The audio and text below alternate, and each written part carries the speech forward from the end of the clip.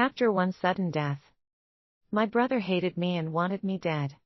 I cried and asked him, "Am I your sister or what?" "I don't have a sister," he scoffed. That night, a car suddenly hit me and killed me. He went insane. I, Caroline Bell, died at the most glamorous age of 18.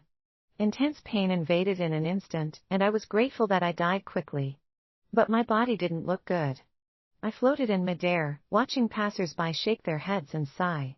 I followed my corpse to the hospital. After going through the motions, they pushed me into the morgue. The doctor flipped through my tattered clothes, trying to find anything to prove my identity, but to no avail. "Poor thing. It looks like you haven't even reached adulthood. How devastated your family will be when they find out." My wallet and phone had been taken by a man after I ran out of the house following an argument with my brother, Dexter Bell. He had also taken something else from me, but I had forgotten what it was. The nurse carefully wiped the blood stains off my body, shedding a few tears. I wondered how happy Dexter would be if he found out. I stared blankly at my corpse, wondering how long it would take for Dexter to come and claim my body.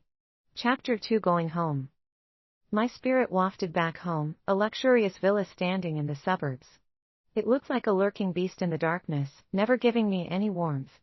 The light of a desk lamp illuminated Dexter's stern face. He was dealing with company matters, with his brows furrowing. He glanced at the time on his phone, showing a hint of impatience and anger. After a while, he unlocked his phone and tried to call someone. Seemingly unable to connect, he cursed and hung up. He swept everything off the table. I knew about his hot temper. "Caroline, you've grown bold. How dare you block me?" He angrily smashed things around. "If you are so capable, never come back. Just die out there." My nose tingled.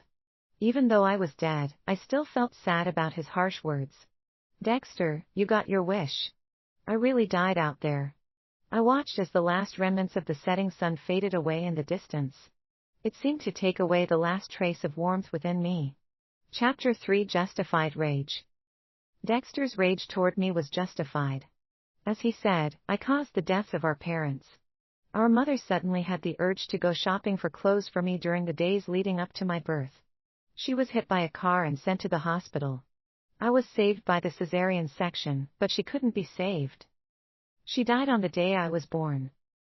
On her deathbed, my mother told my dad, "Take good care of Carrie. Tell her that I love her." It was revealed to me when my dad was drunk. Still, he refused to acknowledge me. He would only say a few words to me when he was drunk. He had just ignored me for the rest of the time, as if I didn't exist. Recently, my dad died by his own hands. He left a letter that Dexter didn't allow me to read, nor did he let me attend the funeral. It didn't matter, since my dad didn't want to see me in his final moments anyway. Chapter 4 Caring about Dexter. Dexter was 10 years older than me and had a difficult life. Since our dad became depressed, our family business had declined. Dexter excelled in his studies and skipped grades. By the time he was 20, he had already graduated from college and started working at the company. Fresh out of college, he became the CEO of the Bell Corporation. He worked very hard, and I respected him for that. When he attended social events and came back late, I would make him sobering soup and leave it on the table. In the morning, I would wake up early to make him oatmeal. When he rubbed his tired eyes, I used the pocket money I had saved for a month to replace the dazzling desk lamp on his desk. I also placed eye drops and vitamins on his table. I ironed his shirts just like our mother used to do. I wanted to silently take care of him and relieve some of his stress. Without him, we might not have been able to afford such a big house. Actually, I didn't care about the size of the house. I cared about my family, especially Dexter. Chapter 5 A Fight. Dexter didn't try to call me again, which was expected. A phone call was the last bit of patience he had for me. I remember the first time we had a big fight. His veins bulged as he pointed to the door and barked, "Caroline, get out of this house. I don't have a sister like you." I wiped away my tears and shot back, "Do you think I want a brother like you? Caroline, I hate you."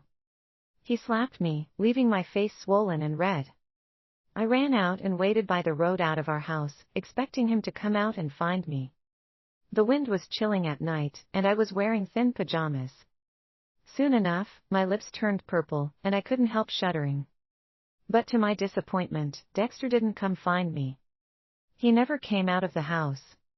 With no money in my pocket and the cold freezing me, I was forced to wander to a friend's house, where I stayed for a few nights. Eventually, Dexter called me. I thought he finally cared about me and eagerly waited for him to come pick me up.